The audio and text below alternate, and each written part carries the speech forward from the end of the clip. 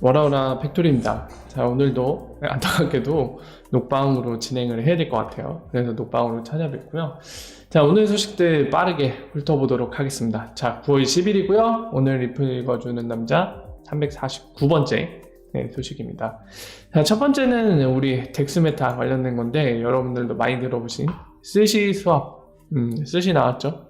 근데 지금 보시는 것처럼 스시가 지금 안에 들어간 돈이 무려 12억 달러나 된다고 합니다. 그리고 그 전에 출시돼서 굉장히 좀 포커싱을 당했던, 굉장히 많은 관심을 받았던 유니스왑 같은 경우는 보신 대로 100만, 1000만, 4억 달러밖에 안 돼요. 무려 스시가 출시된 지 2주 만에 지금 유니스왑을 제꼈습니다. 뭐 간단히 설명하면 스시 수압, 유니스왑 수압 하는 거 보니까 뭔가 교환하는 그 느낌이 드시죠? 단어에서도 그 느낌이 나는데 그거예요. 디파이 토큰들 교환할 수 있는 분산거래소 형태 만든 건데 정말 저는 모르겠어요. 이게 이 정도의 돈이 이렇게 들어간다는 자체도 굉장히 놀랍고, 이게 유지되는 것도 굉장히 놀랍습니다. 도대체 어떤 사람들이 이 많은 금액들을 여기에 집어넣고 이러고 있는지 잘 모르겠는데 참 위태위태해 보입니다. 자, 어쨌든 이게 첫 번째 소식이고요.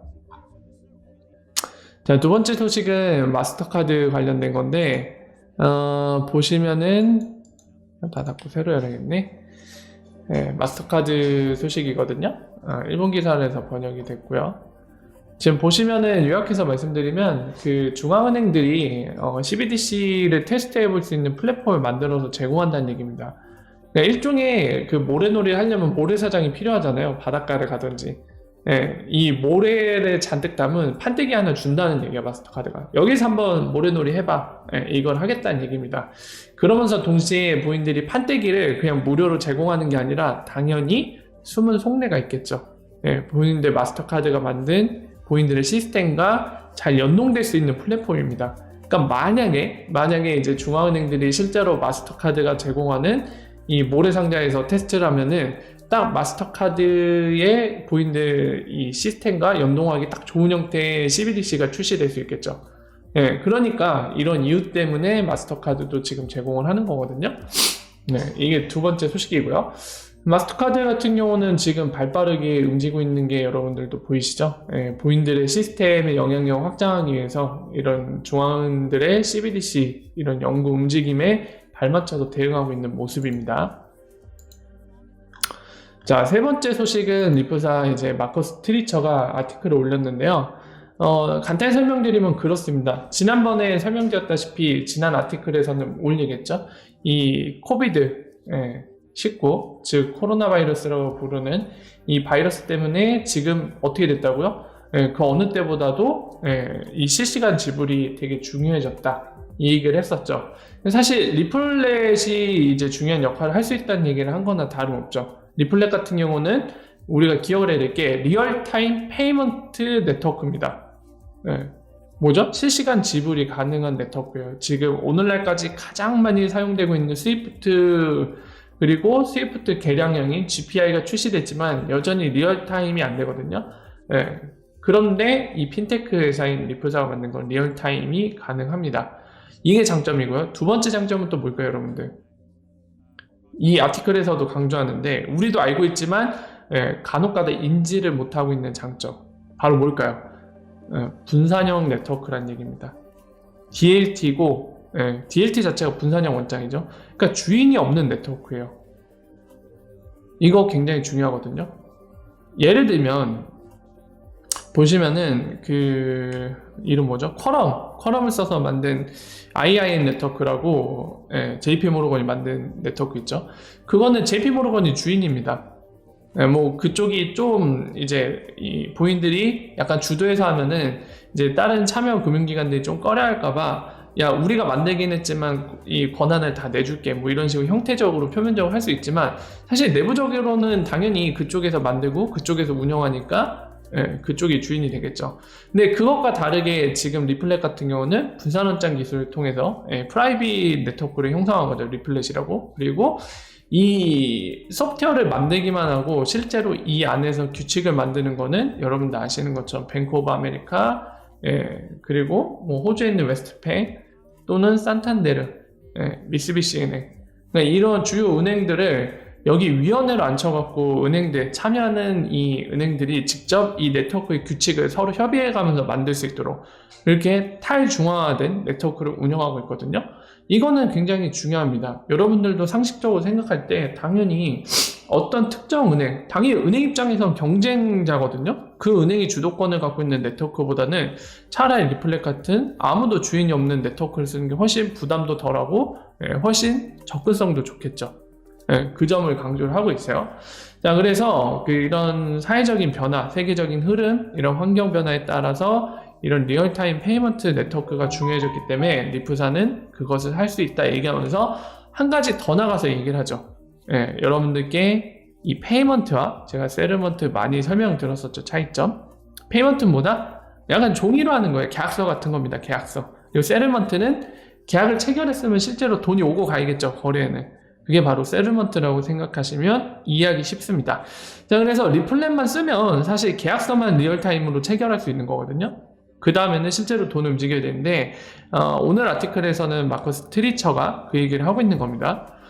돈이 이제 움직일 문제가 남았는데 너희들이 돈 움직이는 거를 레가시 금융, 그러니까 기존 금융처럼 하면 또 프리펀딩, 서로의 은행 계좌를 만들고 상대방한테 거기다 돈을 쌓아두고 돈 쌓아두고 또 관리를 해야 되죠. 환율 변화 관리도 해야 되고 만약에 양이 부족하면 더 채워 넣어야 되고 뭐 여러 가지 관리를 많이 해야 됩니다. 그리고 돈이 묶이면 다른 데 쓸 수도 없죠. 즉각적으로. 이런 단점들이 있는데 거기에 대해서 뭐가 있다? 바로 XRP가 있다. 디지털 에셋은. 뭐가 된다고요? 온디맨드가 가능하다. 네가 그냥 원화만 갖고 한국에 있는 은행이고 나는 막 돈이 넉넉하지 않아서 달러를 쌓아둘 수도 없는 규모의 은행이다. 나 갖고 있는 게 국내 법정화폐인 이 원화밖에 없는데 해외 사업 전혀 못하겠네? 그런 거 걱정하지 말아라. 뭐 한다? XRP가 온디맨드 형태로 바꿀 수 있다. 할 수 있다라는 거죠. 그러니까 이런 좋은 세틀먼트가 있기 때문에 XRP가 그 역할을 할 수 있고 이거를 결합시키면은 딱 원하는 걸 할 수 있다. 그거를 이번에 홍보하고 있는 글입니다. 그러니까 이번 아티클의 요지는 세틀먼트 부분이에요. XRP가 그 역할을 할 수 있다. 그 얘기를 하고 있습니다. 자, 이게 이번 아티클의 주요 요지고요. 다음은 이제 네 번째 소식, 테더인데요. 테더 보시면은 솔라나 블록체인에서도 또 발행을 합니다. 이 친구들 제가 뭐 관심 있게 많이 보진 않아서 그냥 몰랐었는데 최근에는 하도 발행을 많이 하니까 제가 좀 보고 있는 편이거든요. 근데 제가 안 보고 있는 사이에 트론에서도 이 친구들이 발행을 했더라고요. 조금 있다가 이제 스테이블 코인 중에 하나인 USD 코인 있거든요. 그거 설명드릴 때도 말씀드리겠지만은 이런 스테이블 코인들의 테더에 지금 다른 블록체인에서 원래 이더에서 출발했습니다, 여러분들. 근데 지금 다른 윈타코에서 자꾸 발행하는 이유에 대해서 이따가 방금 말씀드린 USD 코인, 스테이블 코인 다른 거 설명할 때 그 부분을 좀 말씀드릴게요. 자, 어쨌든 테더가 다른 블록체인에서도 실컷 발행을 하려고 한다. 그게 네 번째 소식이 되겠습니다. 자, 그리고 다섯 번째 소식은 이제 리프사가 자, 이런 소식을 전했습니다. 더 보드 챌린지라고 해갖고 리프사 임원에 지금 아마 흑인이 없을 거예요. 흑인이 없는데 지금 공개적으로 이제 밝히고 있죠. 1년 내로 뭘 하겠다? 고인들 이사회에 흑인을 넣겠다는 얘기입니다. 그래서 블랙 디렉터라고 되어 있죠. 흑인을 한 명 추가하겠다고 하는데 뭐 이걸 보면서 다들 생각이 다르시겠지만 저는 글쎄요, 이게 필요한가 싶습니다. 사실 흑인인지 백인인지 뭐 우리 같은 황인인지 이게 중요하다고 생각 안 하거든요. 오히려 이런 걸 부각시키는 게 인종차별 아닌가 싶은데 보드 멤버에 그냥 능력 있는 사람을 세우면 됐지 왜 흑인, 백인 이런 걸 따지는지 저는 솔직히 이해가 안 돼요. 오히려 인종차별 하는 거 아닌가? 흑인을 넣는다는 게. 뭐 어떤 다른 관점에서 보면은 인종차별 문제를 해결하기 위한 노력으로 볼 수도 있겠지만 저는 좀 약간 이 부분은 생각이 다른 것 같아요. 쓸데없는 짓을 하는 거 아닌가? 흑인이든 백인이든 능력 있는 사람 안 치면 되는 거 아닌가요? 이게 제 생각입니다. 개인적으로는 참 쓸데없는 짓 한다고 생각하는데 어쨌든 다섯 번째 리프사가 흑인 보드를 이사를 안 치겠다고 1년 내로 공식적으로 얘기를 했고요. 그리고 마지막 소식이 아까 말씀드린 데 이제 테더, 이 스테이블 코인에 관련된 소식인데, 지금 보신 대로 알고란드라는 곳에서도 이제 USD 코인, 이 달러랑 가치가 패깅된 이 스테이블 코인 발행을 한다고 전해왔습니다. 재밌는 거는 얘도 아마 확인 안 해봤지만 이더리움에서 처음에 ERC 토큰 형태로 시작을 했을 거예요. 근데 이 친구들이 왜 다른 블록체인에서 발행을 자꾸 하는지 여러분들도 짐작은 되실 겁니다. 뭘까요? 요즘에 특히나 문제가 되고 있는 건데 이더리움 수수료가 엄청 비쌉니다. 이더리움 안에서 발행한 토큰을 움직이려고 하면 이 스테이블 코인들도 역시나 수수료 비싸게 먹을 수밖에 없거든요. 그러니까 아마 이런 문제들 때문에 훨씬 수수료 저렴하고 빠르게 이동할 수 있는 곳을 좀 선호하는 것 같은데, 이런 추세는 더 이어질 가능성이 높습니다. 이더리움이 그 디파이 메타 덕분에 덕분이라고 얘기해야 될지 모르겠지만 이 네트워크 수수료 자체도 되게 비싸지고 느려졌거든요. 예, 그런 덕분에 지금 보시는 것처럼 이더리움 베이스로 출발했던 스테이블 코인 토큰들이 전부 다 이제 다른 네트워크에 추가적으로 발행을 하고 그쪽으로 넘어가려는 움직임을 보이고 있어요. 자, 그래서 6번째 소식은 여기까지 되겠습니다. 오늘 중요한 소식들 다 살펴봤고요. 내일은 제가 방송을 할 수 있을지 모르겠는데 아마도 못할 걸로 예상이 되거든요. 되게 아쉬운데 라이브로 이번 주에 한 번도 못했네요. 원래 제 방송의 특성은 라이브인데 좀 굉장히 아쉽습니다. 언젠가 또 이제 좀 덜 바빠져서 기회가 있겠죠. 내일 못 뵐 가능성이 크기 때문에 오늘 주말 인사를 미리 드려놓는 게 좋겠다는 생각이 듭니다. 여러분들 주말에도 건강하시고요. 소중하고 즐거운 시간 보내시길 바라고 다음 주에는 꼭 라이브로 여러분들 찾아뵙고 여러 가지 소식들 얘기들 할 수 있으면 좋겠습니다.